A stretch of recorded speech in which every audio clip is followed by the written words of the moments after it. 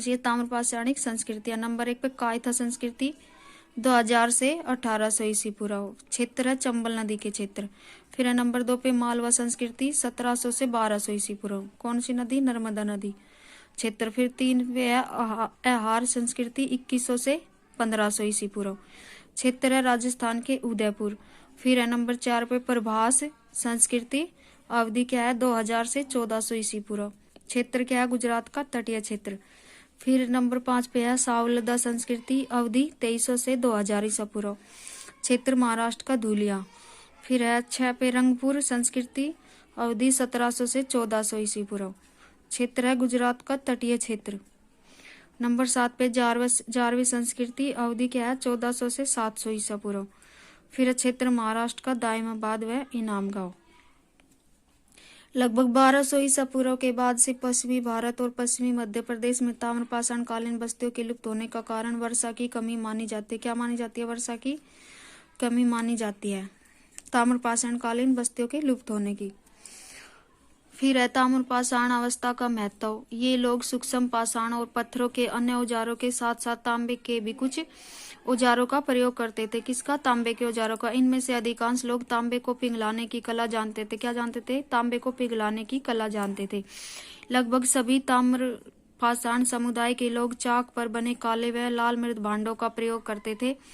चित्रित मृद भांडों का सबसे पहले प्रयोग करने वाली इसी समुदाय के लोग हैं। कौन से? ताम्रपाषाण समुदाय के। फिर जो खाना पकाने व खाने पीने और सामान रखने के लिए इन मृद भांडों का प्रयोग करते थे।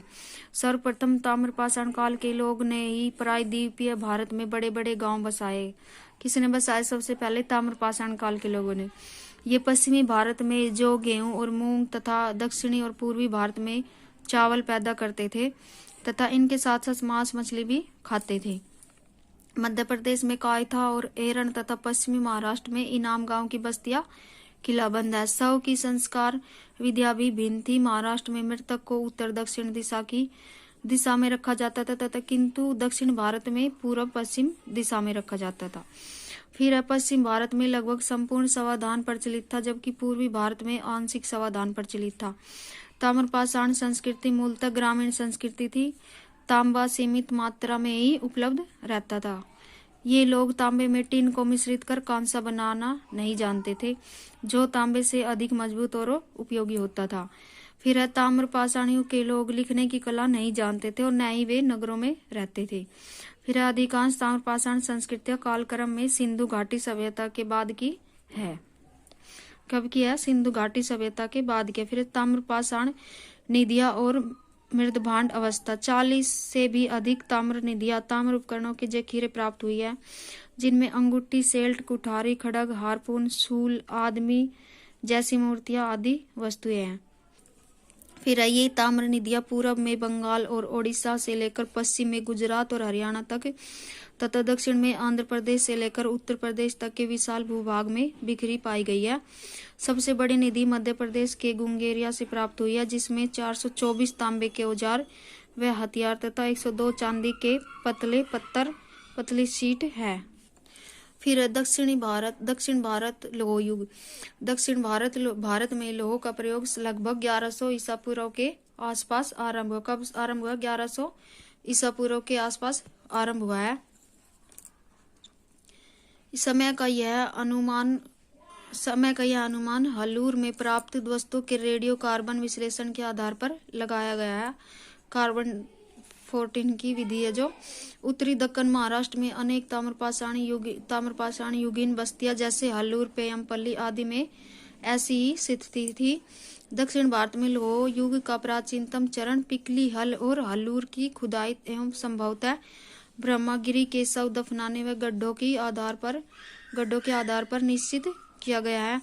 इन शवदानों के गड्ढों में पहली बार लोहे की वस्तुएं, काले एवं लाल मृद भांड तथा फीके रंग भूरे और लाल मृद भांडों के अवशेष प्राप्त हुए हैं। महापाषाणिक संस्कृति का आरंभ लगभग 1000 ईसा पूर्व माना जा सकता है। महापाषाणिक स्थल दक्षिण भारत के साथ साथ उत्तर भारत व विदर्भ क्षेत्र में मिलते हैं, लेकिन जब इतिहास में महापाषाणिक संस्कृति का नाम आता है तो सामान्यतः उसका अर्थ दक्षिण भारत की महापाषाणिक संस्कृति से होता है। किससे होता है? दक्षिण भारत की महापाषाणिक संस्कृति से होता है। फिर है महापाषाण शब्द अंग्रेजी भाषा के मेगालिथ, किससे? मेगालिथ शब्द का हिंदी रूपांतर है। मेगालिथ शब्द दो शब्दों मेगा व लिथ से मिलकर बना है। मेगा शब्द यूनानी भाषा के मेगास तथा लिथ शब्द यूनानी भाषा के लिथोस से निकला है। मेगालिथ का तात्पर्य बड़े बड़े प्रस्तर खंडों से बनी कब्रों स्मारक से है। फिर कर्नल मीडोज टेलर ने 1851 ईस्वी और 1862 ईस्वी में कर्नाटक राज्य के गुलबर्गा जिले में स्थित सोरापुर दोआब क्षेत्र की महापाषाण कब्र स्मारक के उत्खनन का विवरण प्रकाशित किया है। पुरातत्वविद अलेक्जेंडर री ने 1899 ईस्वी से 1905 ईस्वी के मध्य तमिलनाडु के तिरुनेलवेली जिले में ताम्रपर्णी नदी के तट पर स्थित आदि चनलूर तथा 1904 ईस्वी में 1908 ईस्वी के मध्य पेरुम्बर में महापाषाण स्थल का उत्खनन कराया। पुरातत्वविद मार्टिमर व्हीलर ने 1947 ईस्वी में कर्नाटक राज्य के चित्रदुर्ग जिले में स्थित ब्रह्मगिरी का उत्खनन कराया। फिर महापाषाण युगीन संस्कृतियां। महापाषाण से तात्पर्य उस काल से है जब मृतकों को आबादी क्षेत्र से दूर कब्रिस्तानों में पत्थरों के बीच दफनाया जाता था। किससे है? महापाषाण से, जिसमें जब मृतकों को आबादी क्षेत्र में दूर कब्रिस्तानों में पत्थरों के बीच दफनाया जाता था। दक्षिण भारत में दफन करने की इस तरह की जानकारी बड़ी संख्या में अनेक स्थानों जैसे महाराष्ट्र नागपुर के पास, कर्नाटक मास्की, आंध्र प्रदेश नागार्जुनकोंडा, तमिलनाडु आदि चनलूर और केरल में पाई गई है। फिर हमारी भौतिक संस्कृति। बर्तन कब्रों की खुदाई से प्राप्त बर्तन काले व लाल मृद भांड है। विशिष्ट बर्तनों में छिछली, तस्तरी, प्याले, गहरे प्याले जो कि गोल आधार वाले तथा कोन के आकार वाले हैं। इनके ऊपर दस्ता तथा घुंडी वाले ढक्कन थे। बर्तन रखने में गोलाकार स्टैंड तथा गोल आधार वाले पानी के बड़े मटके हैं। लोहे एवं अन्य धातुओं की वस्तुओं का विस्तार। महापाषाण युग के सभी स्थलों विदर्भ मध्य भारत में नागपुर के समीप जूना पानी से लेकर दक्षिण में आदि चनलूर तक लगभग 1500 किलोमीटर में क्षेत्र में लोहे की वस्तुएं समान रूप से पाई गई है। फिर लोहे की विभिन्न प्रकार की वस्तुएं जैसे चपटी, लोहे की कुल्हाड़ियां जिसमें पकड़ने के लिए लोहे का दस्ता होता था, उभरे हुए चपटे किनारे के विभिन्न फावड़े, बेलचे, खुरपी, कुदाले, हस्तिये, फरसे, फान, सबल, बर्छे, छुरे, छेनी तथा बसूले, तिपाइया, बर्तन के स्टैंड, तस्तरिया, लटकाने वाले लैंप, कटारे, तलवारें, तीर के फलक तथा बर्छे के फलक जिनके पात्र खोखले हैं, विशेष अवसरों के लिए सीप, जड़ी कुल्हाड़ियां, लोहे के त्रिशूल आदि है।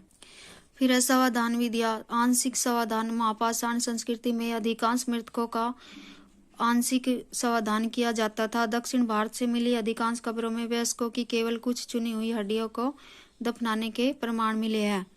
फिर नंबर 2 पूर्ण समाधान। नागार्जुनकोंडा, मास्की आदि चनलूर आदि से पूर्ण समाधान के उदाहरण मिले हैं। पूर्ण समाधान में मृतकों को पूर्व पश्चिम क्रम अर्थात सिर पूर्व की ओर व पैर पश्चिम की ओर दफनाया जाता था।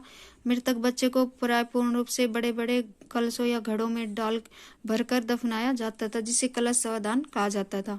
अंत्येष्टि सामग्री के रूप में मिट्टी के बर्तन, लोहे के उपकरण आदि मिले हैं। अंत्येष्टि सामग्री या तो कब्र में शव के साथ रखी गई है या कब्र के बाहर स्मारक के पास रखी गई है। तो धन्यवाद दोस्तों, आज के लिए इतना ही।